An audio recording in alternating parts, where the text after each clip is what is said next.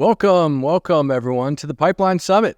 I'm Sean Whiteley, co-founder here at Qualifiied, and with me today is Matt Millen, co-founder and president of Regie.ai. Matt, thanks so much for joining us today. So great to be here with you, Sean. Hey, so I checked my email, and I think the last time we connected was July of 2019, and I saw that you and Nina Butler went over to Regie, and I had to check out what you were up to, and I got it immediately. Like, the value is super clear, and I think Regie's really well represents the topic of conversation today and the platform shift we're all witnessing today with AI. And, you know, as we all know, AI is not only a hot topic, but it's like a really broad topic. So I'd like to kick the conversation off with some broad strokes, if that's okay. So Matt, from your perspective, what should be top of mind for sales and marketing heroes out there who aren't working day in and day out with these models that have become so quickly so popular? Yeah, it's a great question. I broke it down into 4 areas that I think are super important when looking at, augmenting your team and giving them superpowers with AI. So number 1 is workflow. Does the AI you're looking at actually work the way your team is working, or do you have to change the way that your team does their tasks all day? So super important that something fits into your team's natural workflow. Number 2, integrations. Does the AI live where your team is working, or do you have to go out to the AI, do something, and come back to where you do the rest of your job? So very important that you think about the integrations. Third, and why is it number 3, but the output, the quality of the output. If you're in sales, is it sales ready? If you're in marketing, is it marketing ready? Like, how good, how accurate is that AI? I'm sure we'll talk about more of that. And then lastly, visibility. So teams are usually led by a manager. Managers love to see what their folks are doing, and having some management and visibility layer into that activity. So recap: workflow, integrations, quality of the content, and visibility. Yeah, I like what you said, Matt, around workflow. One of the things that we've really challenged the managers and the leadership at our company is to really kind of think through, like, how can AI help you do your job better, right? There's obviously so much talk out there around, and we're going to talk about this, but so much talk about is AI going to replace our jobs and what's going to happen? But really, we think about it in terms of how is this going to just help you do your job better? So we've challenged everyone across our company to really be thoughtful about how you can bring AI into your daily workflow. So I really liked the way you started that out. Yeah. And Sean, when you say better, better can be different things for different teams. Better could be, I want to move faster at what I'm doing. Better could be, I want better quality, higher quality output at a normalized rate, or some combination. So even better ultimately has to be defined as you go into this. Yeah, absolutely. The first place we jumped to initially, honestly, was governance. That's kind of the place where we went right off the bat. So let's bust a myth. So obviously there's a ton of probably healthy fear and probably some confusion, particularly in the area of generative, right? And everything from governance to AGI and what this means for humanity. What are some of the myths you think are important to bust when it comes to what these models really are capable of and how we should think about it? Yeah, it's a great question. I would also argue maybe some of the confusion or uncertainty has actually, over the last 9 months, morphed into everyone's had an experience, or most people have had some experience. And I think, that is guiding where we stand on the AI spectrum. If you had a great experience, if you're wowed by it, if you're underwhelmed by it. So I think what we want to do is understand, AI needs to be told what to do to give you something back. So when you think about, if you're running out to ChatGPT, you've got to think about prompt engineering or giving chat enough information to get something usable back. We've been working with AI at Regie before we could string a sentence together. We've been doing it for 2 years now. And what we found is the ability to train and tune your own models that understand what your user is looking to get done to minimize the amount of work that they need to do to get the end result. And I think that starts to eliminate some of this confusion, some of this anxiety, even the trust factor. Because when you start getting what we call either sales ready or marketing ready content, you really change your experience with AI. Yeah, and you guys have been doing this for a while. I mean, you guys were certainly ahead of the curve. I mean, obviously, it's the hottest thing. We think about it as truly a platform shift. We talk about the AI revolution, and it's obviously here. And with ChatGPT, obviously, the masses now have access to these like large language models and NLP for everyone. It's super powerful. But we evaluated when we started Qualified. We evaluated some of these capabilities about 5 years ago, and we decided that some of them just weren't there yet, right? That's right. And we sort of invested in other areas like predictive and machine learning, but now with these innovations that have come out over the last 12 months, in fact, it's really changed the game. So, given you guys have a little bit more time invested here, and you're kind of veterans, which is funny to say because you've been doing this for a couple of years. Like, how are you guys at Regie approaching like product development? Like, what are some of the top priorities for your customers and users right now? Yeah, it's a really good question. I've come at it from a couple angles. I mentioned workflow earlier, so we're constantly evaluating, who we typically see using our product, like how do they spend their day? Where can we show up bigger, more impactful in their current day? And then we think about the interaction we want our customer to have with the product, whether content creators or the actual frontline reps using this in real time. It's funny, when Betty Crocker first introduced instant cake mix back in the 1950s, like nobody would buy it because the belief was you couldn't add water to brown powder and make a cake worth eating. And when sales were really sluggish, they did all this consumer research, and they found out that people want to have a certain amount of interaction with the product to establish trust and certainty with the outcome. And they figured out if you just add the egg, not just water, but water and egg. So most instant products today, you add an egg. The egg is more symbolic of interaction than it actually changes the output of the product itself. But it's the set. So we look at it that way. Like, how much interaction does somebody need with the platform? So they have this inherent trust in what the platform's doing with them and on their behalf. At the same time, increasing and driving productivity. So it's this careful balance. So with our content creators, we like to get people 70, 80% of the way there, and we provide an amazing editing experience at every step along the way, given how much they want to interact. For our sales reps, same thing. We're gonna anticipate where they are in their workflow. We're gonna serve up sales-ready content based on the step that they're doing. Always have the ability to edit it, but at the same time, it's sales-ready. So we're letting managers and reps really choose how they want to interact with the AI, whether or not they want it to get them going, because working really hard in productivity is the enemy of creativity, and all of a sudden I've got to go create something. I'm in go-go mode. So I want Regie to get me going, or I want Regie to take me there. And that's just going to be an individual choice, but that's how we think about the product. Third way is, how do you protect the brand voice, and how do you put certain guardrails in place for your team?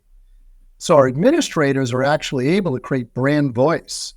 And create all the engineering behind the scenes for your reps. So for instance, Sean, if you're on the front line, even though you don't need to know this, as you're constructing a personalized email, Regie knows for you at your company how you structure subject lines, intro lines, calls to action, whatever it may be, whether you're in LinkedIn, email.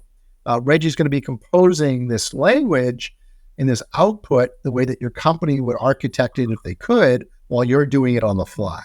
So we want to make sure we protect the brand voice and put the right guardrails in place, because when your reps are doing 50, 60, 80 tasks a day, you want to make sure that you can trust the system and what it's providing your reps to go do.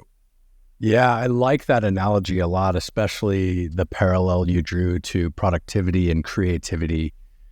There's a professor at Stanford that lives in my neighborhood, and I saw a YouTube broadcast he did when ChatGPT came out. And the first thing he did is he asked all of his students to write a paper on ChatGPT using ChatGPT. And they all came in, and he said, you all wrote the same paper. And then he said, now I want you to go home and I want you to write this paper again, but I want you to make it yours and give it your individual perspective on it So like really sort of exercising those creative muscles, but obviously leveraging, these powerful capabilities to do a lot of the productivity. And so everyone's talking about like a lot of things are going to be done better by the computer. A lot of things, right? And they're going to replace a lot of the things historically that we've done. Like, how do you think about like the human-centric element, right? Like, can you give a little bit of perspective on how you see the role of humans with AI outside of, providing the egg for the batter? Yeah, I think there's the highest order for me is like, what experience do you want to create for your customer? So if we take everything else out for a minute, like what's our brand and what's our experience with our customer? And how do you humanize that and make sure it's human? I'm an Amazon Business Prime customer at a problem order, and I was dealing with a bot that didn't know it was the 30th time I was trying to get through, and I would have paid any amount of money to have a live agent that could just deploy some common sense into this situation. And then you take a look at customer service over time. You got offshored for cost reasons, and now it's viewed as a premium offering when they onshore again. So it's like we tried something, it didn't work, come back, but it really comes down to the experience of the customer. So I think about like from an AI perspective in the involvement, it really comes down to like how robotic or how human are you and your brand? What kind of experience are you looking to provide? And then how do you leverage any and all technologies in your different go-to-market systems to achieve that? Yeah, you're preaching to the choir, on that. Like we've thought about that from day one here about how do you orchestrate things like AI and human capital in like a really meaningful way that suits the problem that you're trying to solve. And I think that's a really good way of looking at it. So, as you can imagine, Matt, we've got a lot of sales and marketing people here at the Pipeline Summit today. And probably people are at various stages of their journey, with AI. Like, how are you guys thinking about helping your customers with the adoption of these technologies? And like, what does training and integrating AI tools look like for teams that are, kind of just starting to add these products to their stack? Yeah. I grew up in sales. I've been selling before corporate email and the internet. And here's what I know about adopting technology. Like, number one, you got to make it easy to use. It should be fun to use. Not a lot of the tech is, but it should be fun. And then it needs to be coachable. It needs to be something you're using that's coachable. So like we come at it from a standpoint of, making Regie very intuitive, very easy. It creates magic all day. And it's done in a way where your manager has great visibility of what you're doing, can help you be great. So like that's one way that we're thinking about, as people come on and adopt this. Yes, we've got customer success that onboards you, and we've got someone focused on rolling out our product to sales teams. But like at its core, if the product like doesn't make sense, it's not fun, and like your boss has a hard time figuring out what you're doing, and it's not going to get adopted and rolled out at the organizational level. Yeah, absolutely. It's funny today. You see a lot of things about AI that for me are sometimes solutionism. Like it's an answer looking for a problem. That's right. But at the same time, like what you can also see is there are stark, representation of, areas where AI is just going to change the game completely in terms of rethinking like really how you solve problems. And I've been in software for 27 years now, and to be honest, AI has really made it exciting again. Not that it was boring, but it really needed, I think, this kick, and it's just made it really exciting. So when you look at like brands that are bringing AI tools to market, like how do you rise above the noise and the solutionism and the buzz and the hype, and how do you build something that really drives clear value and doesn't just have sort of AI flash? Yeah, that's great. Yeah, it's a great question, and there's certainly a lot of a lot of noise and a lot of buzz. I think at the end of the day, you're seeing like a lot of like small startups putting a very thin veneer over ChatGPT, labeling it a product. You see other companies that are feeling very compelled to like say they have AI, so they're bolting something on, but it really doesn't integrate in with the broader workflow of what the rest of the platform or product does. So we're really focused on integration. Like we're really focused on when I went back to some of those core elements up front of the focusing on the workflow. Like your reps don't have to do something different to use our product. We're going to live where they are, both from an integration perspective and a workflow perspective. Make it very easy. Just great output, period. Sales-ready output that's got brand voice, guidelines, guardrails. And then lastly, the visibility. I think just what we've learned over the couple of years of doing this is that less than that will fall short. Like less than that falls short. And I think going back to even the question on experience, like if your whole experience is going out to ChatGPT, prompt engineering at some level of competency, coming back, utilizing it, and it's a lot of work. And I've heard from multiple customers that, you can do as much work in chat, but then chat gives you back. So it's not a big net gain in the experience. And I think as we're evaluating new pieces of technology, AI-assisted technology, like that's what we should be looking at. At the end of the day, is it easy for the team to use? Does it cause us more work, rework, change management, any of that? And I think the way that we've risen above it is just say very focused on who our customer is. We're not trying to sell everything to anybody. And we're just saying very focused on solving two big problems. One, like no more templated emails. And then two, personalization every step. Yeah. And it makes very focused. It makes so much sense in your product because, you think about the world expects personalization now. It's an expectation. Right. And I'm not talking about like F name. I'm talking about like hyper personalization, right? And, the dream of every sales and marketing professional is like getting to the right person with the right message at the right time, and obviously now the incredible capabilities that, GPT has. There's a natural language interface now to everything, to apps, to data. And I certainly had my aha moment, right? I kind of almost bring it back to the aha moment I had with SaaS, where cloud, I was like, wow, there's a new software delivery model and it's changed everything, right? So that's kind of where we are now. Like, what are some of the aspects of the AI conversation that you think are missing, right? There's a lot of conversations happening around AI. It dominates every conversation right now in software, but what's missing? What should people be talking about that we're not? Yeah, I mean, it's a really good question. I think, you mentioned SaaS. I saw it when we first started selling computers and computers were taking over. I saw the internet, I saw mobility.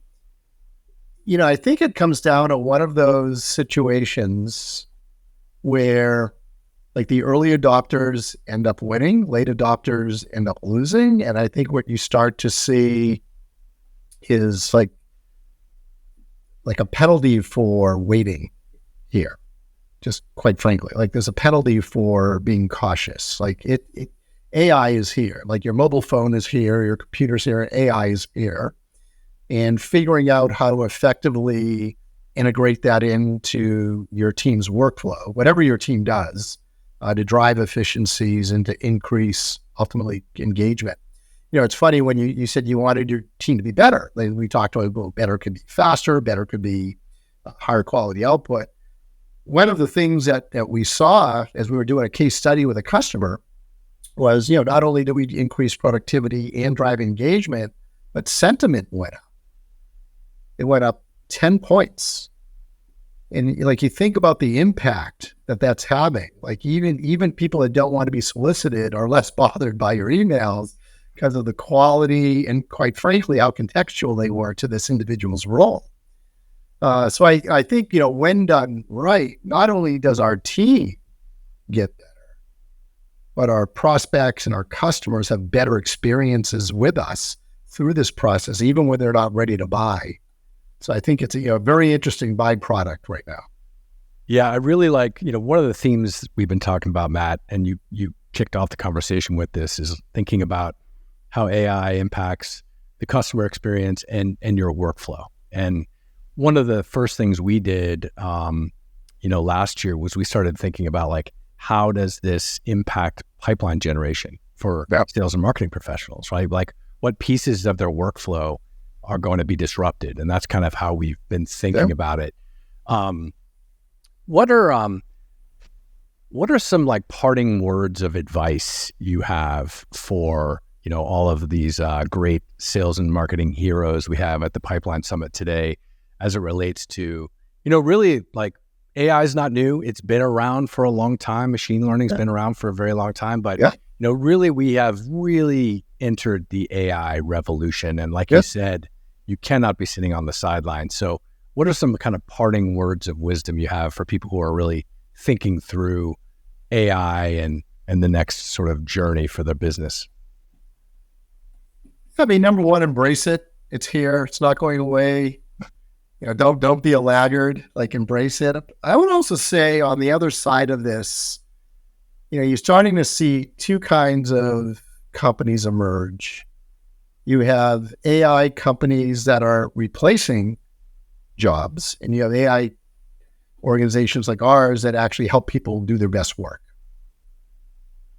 I like to commit to staying on the side of helping people do their best work. And I think as we're evaluating, technology, again, embrace it, but also, let's look at how it makes us better as opposed to not being needed. Yeah, that's great. That's great. Matt, thank you so much for joining us. It was really good to connect again. I hope we don't go 3 years without connecting again. And look forward to talking to you soon. Absolutely. Great to be with you. Have a great summit. All right. Cheers, Matt. Cheers.